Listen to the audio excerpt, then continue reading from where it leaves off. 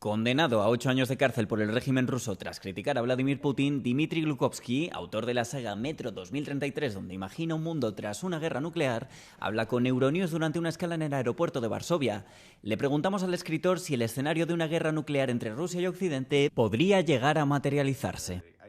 The only scenario in which Putin would be really forced to start nuclear war is the American tanks approaching Moscow. Then there's nothing to lose scenario, and then he might push the button. El periodista considera que Putin no quiere firmar la paz o un alto el fuego. The purpose of this war is to eliminate Ukraine as an independent country and turn it into a fully controllable satellite of Russia. A peace right now does not help him to achieve it, because it just freezes the situation.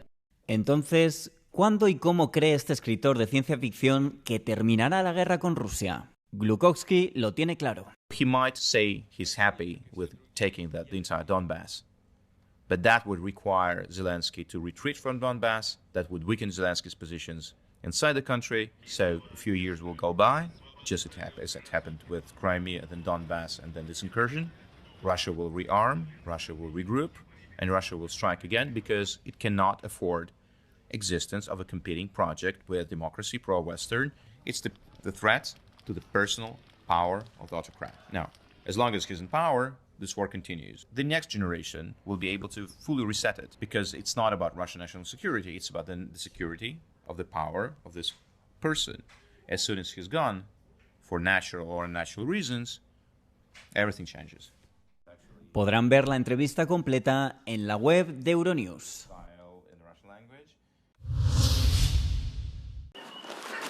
Alerta sanitaria en España por la gripe aviar. El gobierno ha ordenado el confinamiento total de las aves de corral criadas al aire libre para evitar más contagios. Procedemos a determinar que es obligatorio el que todas las aves de corral estén efectivamente en espacio cerrado para evitar contagios sucesivos. El salto que damos es que antes lo era únicamente sobre las zonas vulnerables y ahora lo extendemos al conjunto del territorio nacional.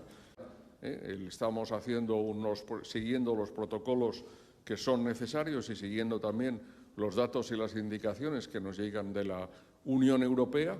La gripe aviar ha disparado el precio de los huevos en España y los productores temen la especulación. Portugal cuenta actualmente con más de 5.000 startups activas en todo el país, cumpliendo así el objetivo establecido en el Plan de Recuperación y Resiliencia. Esta fue una de las principales conclusiones presentadas en la Web Summit de Lisboa del mapeo desarrollado por Startup Portugal, responsable de impulsar el ecosistema emprendedor del país. Se espera que en los próximos años el sector siga creciendo. Antes éramos apenas pequeno arredondamento, agora somos 1% do PIB português, exportamos a 1,5% do que é exportado a nível nacional, já representamos mais de 28.000 trabalhadores, mais de 5.000 empresas que eu referi há bocado, e acho que vamos ter estes números a crescer muito mais nos próximos anos.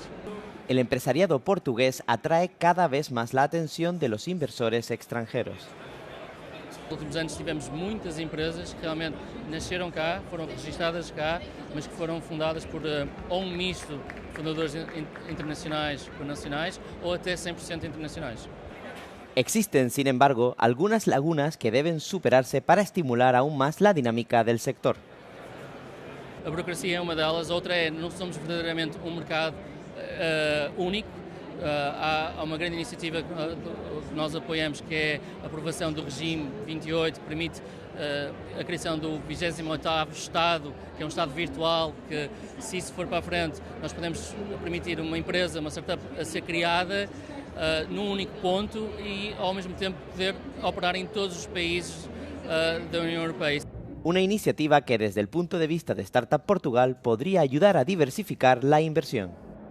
Temos vários investidores a nível europeu, investem muito nos seus países locais e investem pouco noutros países. E com este 28º regime, nós poderíamos ter empresas que verdadeiramente não tinham nacionalidade, quer dizer, têm nacionalidade europeia. E, portanto, o dinheiro que há de vários investidores em qualquer país da Europa pode ir mais facilmente para essas empresas.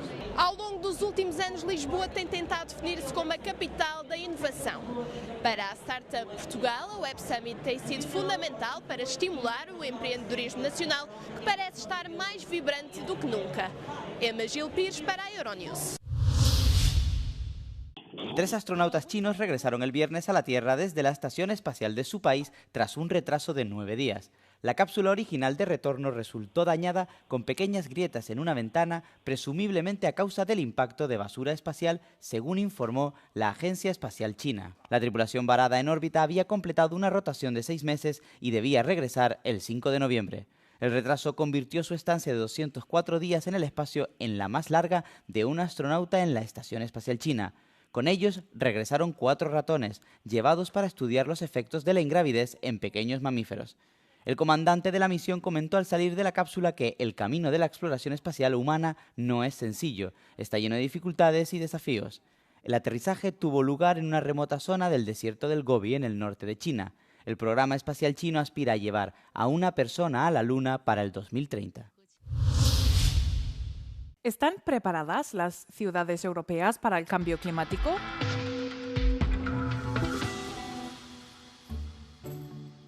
Las olas de calor, las inundaciones y las sequías son los riesgos climáticos urbanos más urgentes. Más del 75% de los europeos vive en ciudades, lo que los sitúa en primera línea frente al cambio climático. Según una encuesta de Eurocities, en 54 ciudades de 17 países, el 80% ya ha desarrollado o está desarrollando un plan de respuesta de emergencia. El 78% trabaja también en sistemas de alerta temprana para avisar a la población ante amenazas climáticas. En cuanto a edificios, el 81% de las ciudades impulsan nuevas normativas de construcción centradas en la resiliencia y el 56% realiza evaluaciones de riesgos cada 2 o 3 años. Aún así, el 13% no restringe la edificación en zonas inundables. Pese a que el 61% de las ciudades europeas cuenta con un máximo de 10 empleados dedicados a la adaptación climática, la falta de financiación personal y coordinación entre organismos sigue siendo el mayor obstáculo. Los ingresos municipales y la financiación de la UE siguen siendo las fuentes más accesibles para impulsar estas medidas. Is Brussels set to criminalize cash? The EU is looking to make cash transactions which surpass €10,000 illegal tender, effectively killing cash, according to a series of social media posts like these ones. So let's verify what's really going on. Europe is introducing a block-wide limit on cash payments which exceed €10,000 in transactions between private individuals and businesses. These measures are part of a sweeping overhaul aiming to clamp down on money laundering, which is set to come into force in 2027. According to the EU, money laundering threatens the integrity of the bloc's economy, as well as the security of citizens. Sales brokered between 2 private individuals will generally be excluded from these new legal provisions. According to this viral post, the EU is making buying a car in cash a crime. This is half true. From 2027, buying a car in cash is not automatically a crime, but it could be an illegal transaction depending on who you buy it from and how much it costs. For example, if you're looking to buy a car which costs more than €10,000 from a dealership rather than from another individual, the business will not be allowed to accept that amount in cash. You could, however, still buy the car through a bank transfer or with a bank card. Although a €10,000 limit will be implemented, EU member states are free to introduce stricter national limits on cash transactions between a business and a private individual. Ultimately, Europeans will still be able to save, hold and withdraw any cash amount they like. So no, the EU is not killing cash. Although criticism of the package has been sensationalized online, the package itself is not without controversy. Experts have questioned whether imposing the cash limit is actually effective, or whether it risks criminals simply shifting to other methods, such as crypto and cross-border movement. For more debunking and fact checks, head to Euronews.com.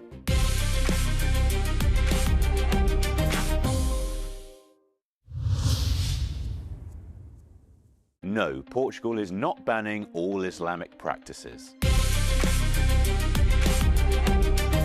Viral claims on social media allege that Portugal is banning all Islamic laws and practices, and that failing to comply will result in a €4,000 fine. This post on X has been seen more than 800,000 times and has been shared and liked thousands of times too, and alleges that more and more EU countries will follow suit. It attaches a video which also makes the same claims, noting that France, Italy, Sweden, Austria and Belgium are also going to implement the same measures.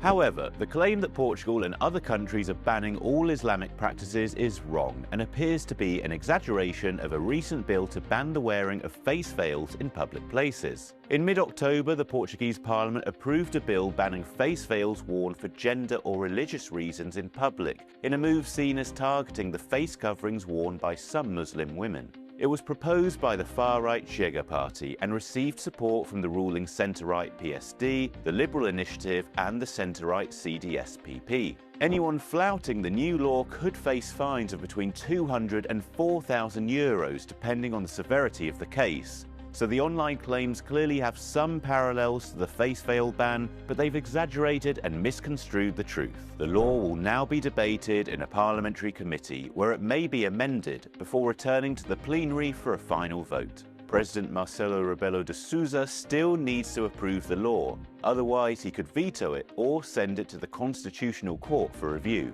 Once fully approved, Portugal will join the likes of Austria, France, Belgium, Denmark and others in the group of European countries which have banned the burqa. But again, this doesn't mean that these countries have banned the practice of Islam.